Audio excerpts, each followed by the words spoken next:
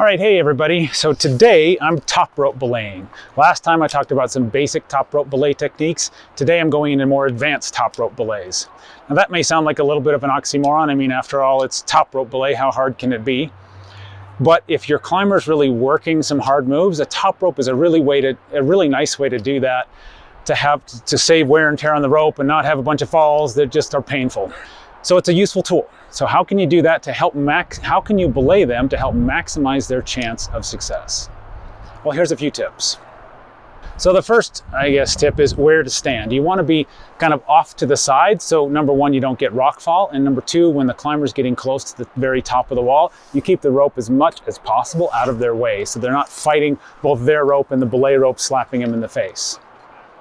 Another great thing to do is actually have a directional at the top rope. So you go up to the anchors, come over to the side, go through a directional, and then come down. That same thing, it keeps the belay rope out of the face of the climber, and that's a really handy thing. Another question is how much slack to have in the rope. And overall, you want a little bit of slack so that the climber doesn't get restricted by the rope. I see a lot of belayers, they're always cinching up, and they're kind of like literally putting their weight on it each time. That's actually not a good thing because the climber can't go up and down as they need to. So instead, keep a little bit of slack in the rope. It's going to allow the climber the freedom of movement they need to really work out the moves on a hard project. How to take. First thing you do is you lean forward a little bit, take all the slack out of the rope, and then jump backwards. Let me demonstrate.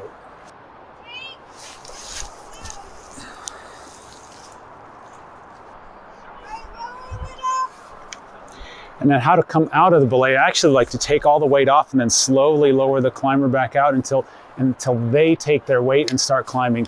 Then you can start belaying again. Another tool that I like to use if I've got a really small space that I'm belaying in is a jumar. So I take the jumar and just use that as my upper hand on the rope.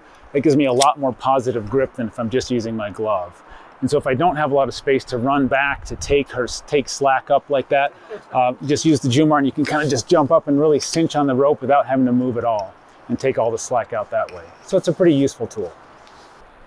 Now, belay glasses are helpful even when you're top roping.